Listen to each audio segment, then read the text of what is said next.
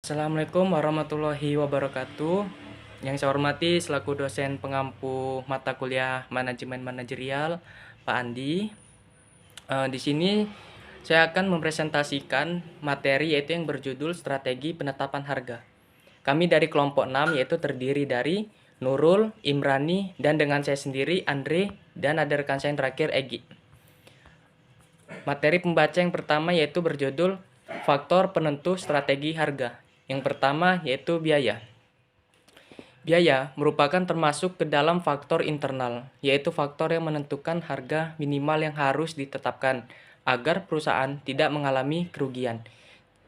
Yaitu ada jenis-jenis biaya perusahaan, yaitu yang pertama, biaya tetap.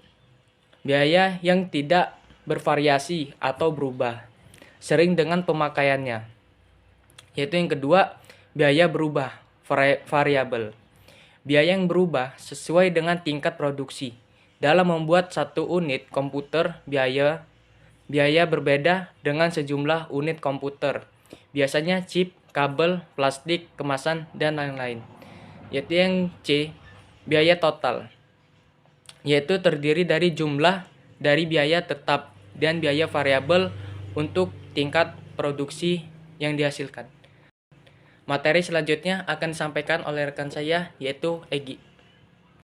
Faktor penentu strategi harga yang kedua yaitu permintaan. Faktor lain tidak kalah pentingnya adalah elastisitas permintaan yang mencerminkan sensitivitas permintaan terhadap perubahan harga. Ada 3 sifat permintaan yaitu yang pertama inelastis. Jika permintaan bersifat inelastis, maka perubahan harga akan mengakibatkan perubahan yang lebih kecil pada volume penjualannya.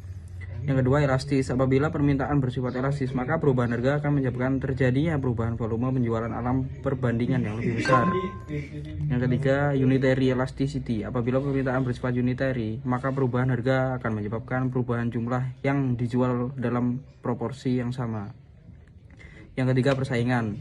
Harga jual beberapa macam kondisi barang sering dipengaruhi oleh keadaan persaingan yang ada. Kondisi persaingan sangat mempengaruhi kebijakan penurunan harga bagi perusahaan atau pemasar. Oleh karena itu, pemasaran perlu mengetahui reaksi persaingan yang terjadi di pasar serta sumber-sumber penyebabnya.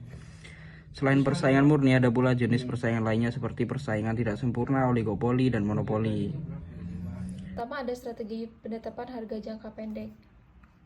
Strategi harga jangka pendek ini dirancang untuk mencapai target cepat dalam waktu yang singkat, seperti beberapa minggu atau bulan.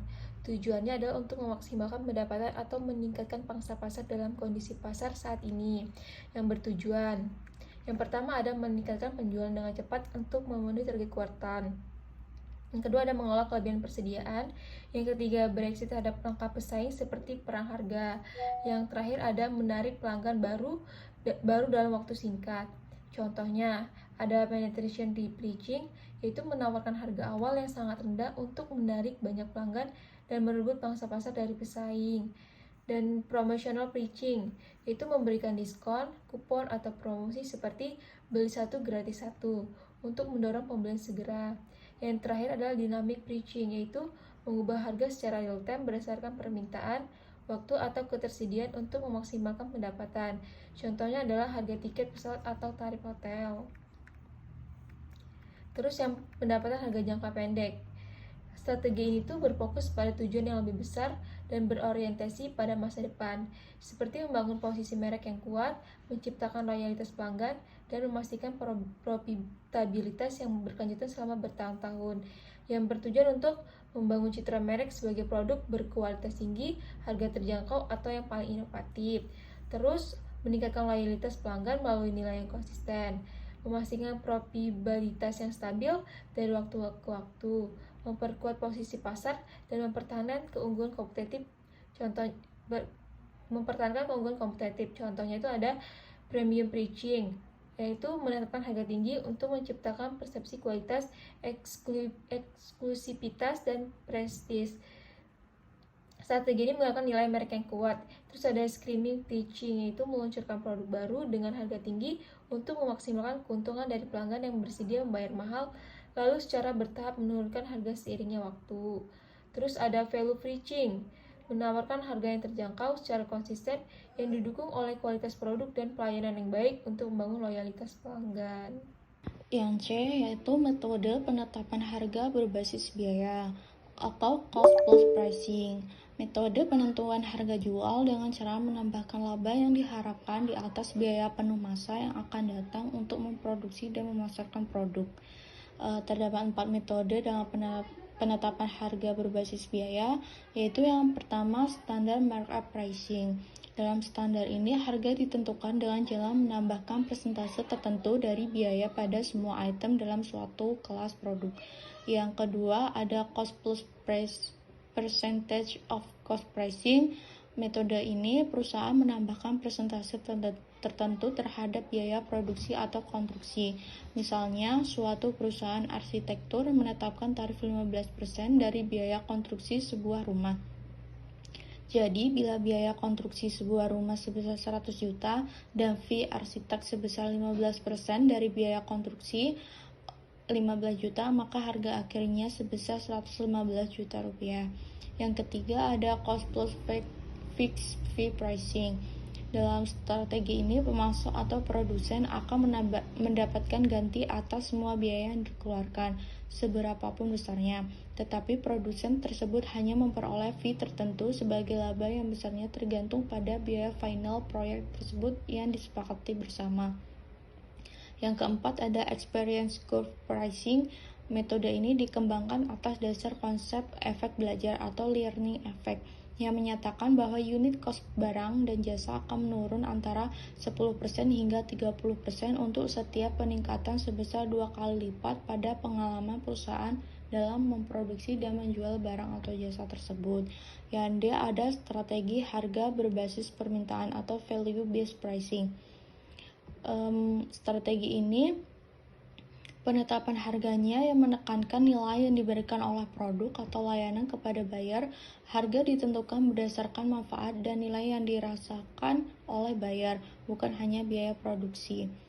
Metode penetapan harga berbagai permintaan yaitu yang pertama penetration pricing. Dalam strategi ini, perusahaan berusaha memperkenalkan sebuah produk baru yang dengan harga murah, dengan harapan akan dapat memperoleh volume penjualan yang besar dalam waktu relatif singkat. Contohnya, produk mie instan Intermie yang menjual produknya lebih murah dari produk mie instan lainnya. Yang kedua adalah skimming pricing. Metode ini diterapkan dengan jalan menetapkan harga mahal bagi sebuah produk inovatif selama tahap perkenalan.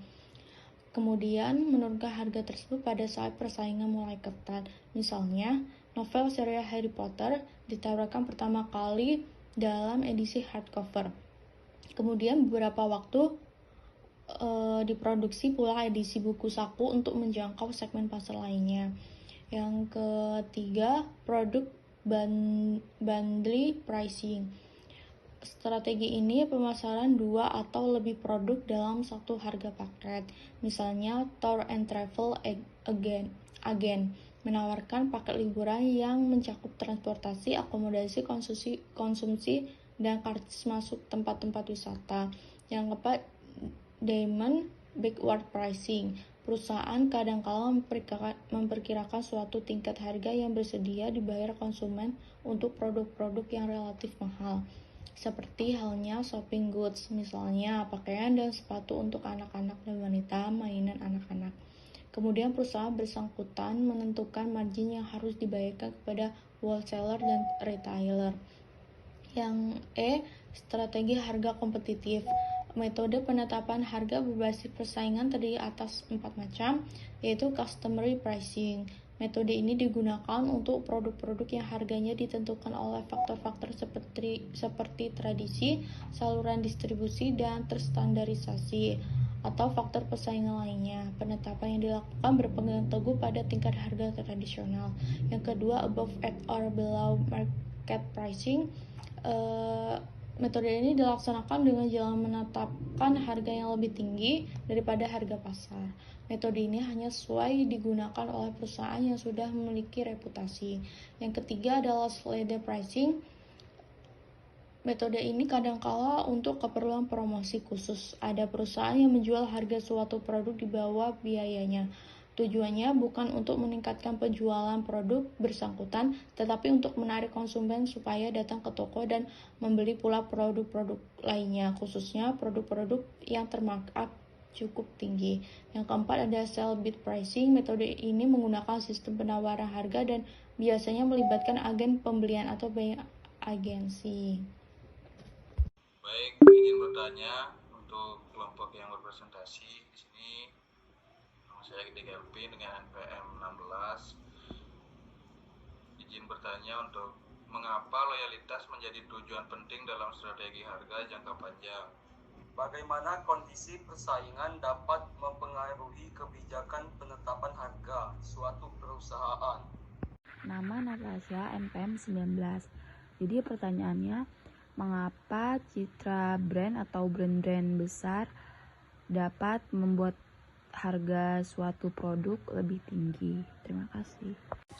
Apa perbedaan mendasar antara strategi harga jangka panjang dan harga jangka pendek dari segi tujuan, horizon waktu, dan fleksibilitas? Saya di sini menjawab pertanyaan dari Natasha. Mengapa citra merek brand besar dapat membuat harga suatu produk lebih tinggi? Yaitu karena merek besar sengaja membedakan diri dari pesaing. Dan salah satu contohnya adalah lewat harga. Dengan mempromosikan produk mereka sebagai premium.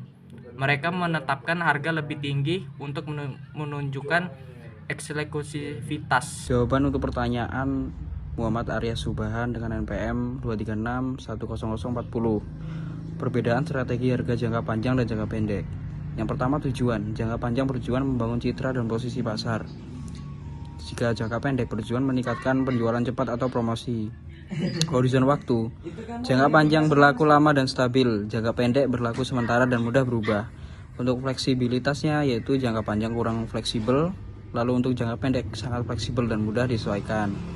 Lalu pertanyaan dari Desta Rahma 236-10023. Apa perbedaan mendasar antara strategi harga jangka panjang dan harga jangka pendek dari segi tujuan, horizon waktu, dan fleksibilitas?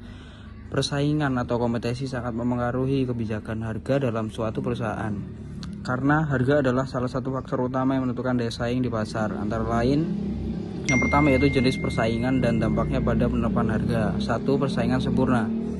Banyak pembeli dan penjual produk homogen. Harga ditentukan oleh pasar bukan oleh perusahaan. Perusahaan tidak bisa menaikkan harga karena konsumen akan berpindah ke pesaing. Yang kedua, persaingan monopolistik. Banyak menjual tapi produk berbeda berdasarkan kualitas, merek, dan fitur. Perusahaan hanya punya sedikit kebebasan untuk menentukan harga tergantung pada nilai dan citra merek. Yang ketiga, oligopoli. Hanya ada beberapa pemain besar. Setiap perusahaan memperhatikan harga pesaing sebelum mengubah harga. Yang keempat, monopoli. Hanya ada satu penjual.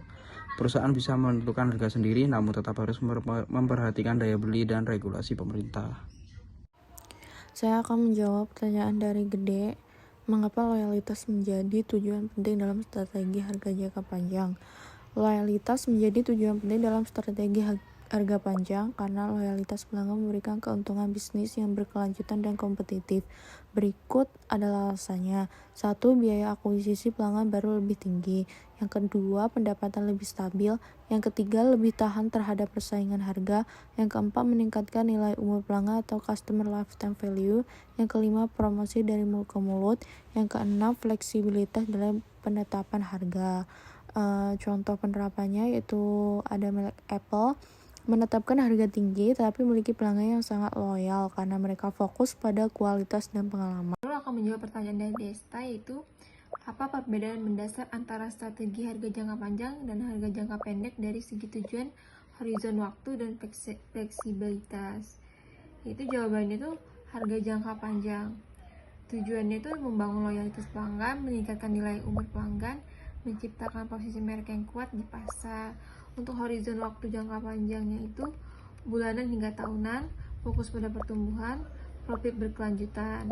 Terus untuk fleksibilitasnya yang jangka panjang, yang pertama adalah lebih kaku atau stabil karena mempertimbangkan citra merek, kepercayaan pelanggan, dan konsistensi harga.